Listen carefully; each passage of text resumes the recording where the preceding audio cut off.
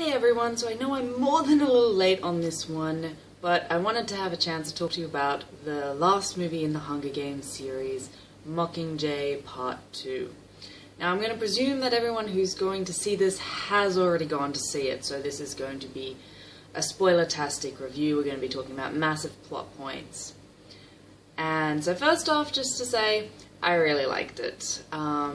Not as much as I wanted to, which was a bit of a disappointment.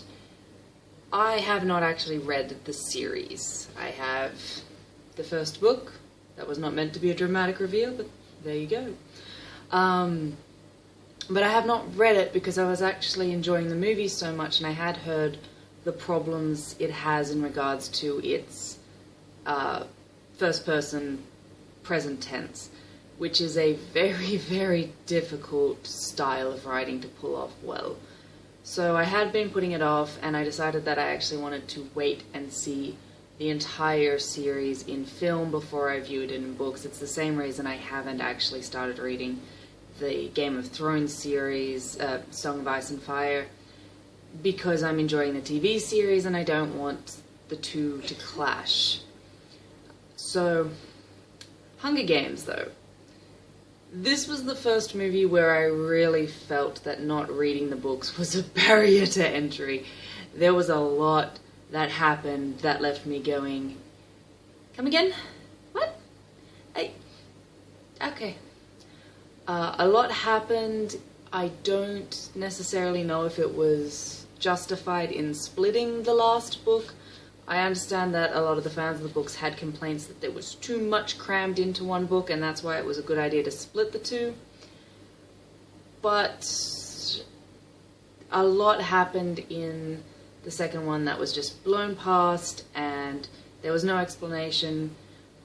Things like the Avox. The Avox are not mentioned at all in the movies, really, and I understand that they might be mute, because the one we've met is mute, and so that means they all are, I think? I don't know.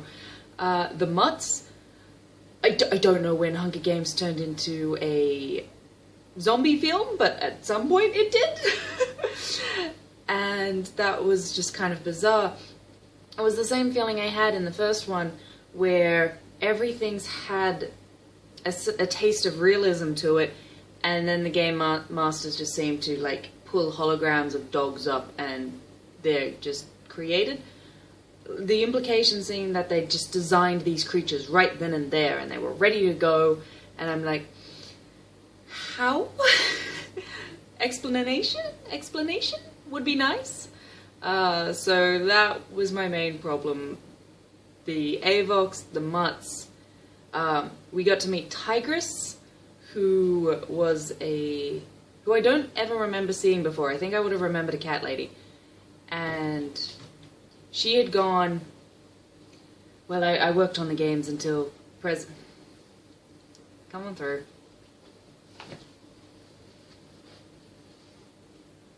I didn't realize you were recording. I am. It's the Hunger Games this time. I'll take my leave.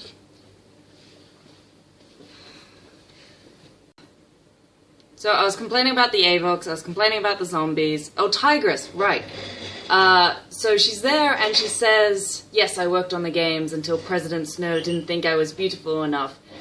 And was that because she'd cosmetically changed herself into a tiger? Or Snow had changed her into a tiger because he didn't think she was pretty and therefore you're going to be a tiger? I wasn't really clear on that.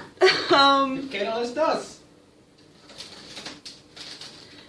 I don't know if transforming people into animals is a thing Snow does on the regular. But hey. The other things that were quite good was the continued development of Katniss' character worked really well. The follow-through with Peter and everything he'd been through worked really well. Gale continued to have no personality whatsoever, aside from being kind of hot, and that's it. He's got nothing. He's got nothing. I am thrilled to say that she's... to be honest, Katniss didn't have to end up with anybody, but if she did end up with someone, I'm glad it was Peter. because he at least has a character. Gale has none. The burnt bread that Peter throws to Katniss has more character than Gale. I can't stand him. But yes, so the politics of it was also very interesting. I kind of wish it had been foreshadowed more in the previous movies than just in this one. Because the turnaround from our new president seemed very abrupt, very quick. Snow getting ripped apart by a mob was fun. I liked that there was this acknowledgement that people are going to use this kind of tragedy to steal power. They're going to try and steal it and then keep it. And the idea that no, it's harder to say we're going to start this right from the get-go, but we're going to do it that way. It's what's better. So that was great. I didn't really get teary. I know a lot of people did, but I didn't have much attachment to Primrose, who died in it. She was cute, I guess. She was small, you know. I did really feel for Katniss though when I felt sympathy for Katniss. I didn't feel empathy about Prim being dead. Finnick dying, I'm like, oh, that sucks. But at the same time, the second I saw the wedding, I'm like, oh, you're gonna die. You're too happy. Happy people don't make it out of movies. They never do. You're dead. Bye. So yeah, Hunger Games, all in all, I quite enjoyed it. The series throughout has had some interesting problems. The direction in the first movie was not great. The second one was good, but it felt so much like a rehash of the first one, it didn't feel there was enough development. Mockingjay Part 1 actually probably remains my favourite of all of them. Even though there's less action, we get a lot more of Katniss's inner workings, and that's always what I like most. I am a very character-focused reader. So that was all fun. No doubt, if you wanted to see it, you've already gone to see it. The Hunger Games has changed so much. It's a fairly large cultural milestone these days.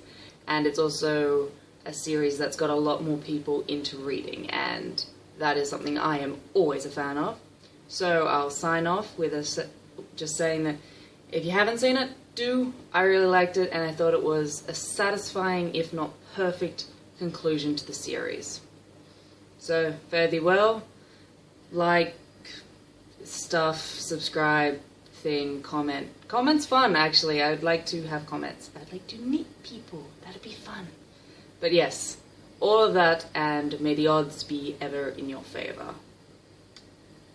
The Lord of Rose, everyone. The Lord of Rose.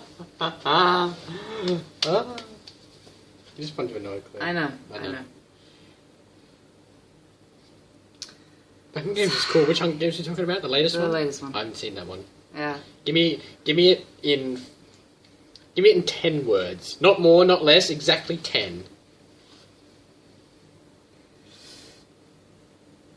Intense, not well paced. Yay, Peter. What the fuck? Zombies. Now make it a coherent sentence. No. I liked my one better. Fair enough. Seriously, what the fuck was with the zombies? Well, remember you telling me about the zombies. Zombies! Just out of nowhere. Well, zombies are the thing. DayZ. Rust, when it still had zombies, doesn't have them anymore. Really? I thought Rust was like a DayZ clone that was a little bit different, and now it's not. No, it's not. Now you can get Christmas presents from Santa. You go outside and you hear sleigh bells, and you're like, and then you go outside and there's presents and they're glowing and you hit them with something and then you get gifts. Do you have anything to say Hunger Games related? What's her name is hot. Do you mean Jennifer Lawrence? Yeah.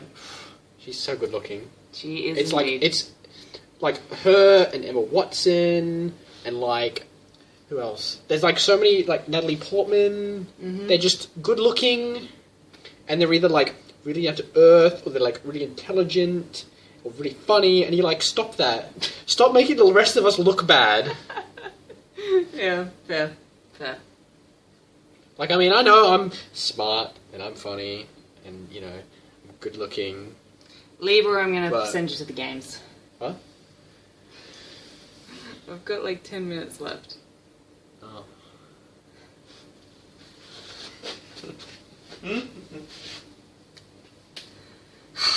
The frig was I even talking about? Hunger Games. Well, yeah, but it was stream of consciousness, and I lost my conscious thought. I think we can just do that a lot generally in our house. Shut up.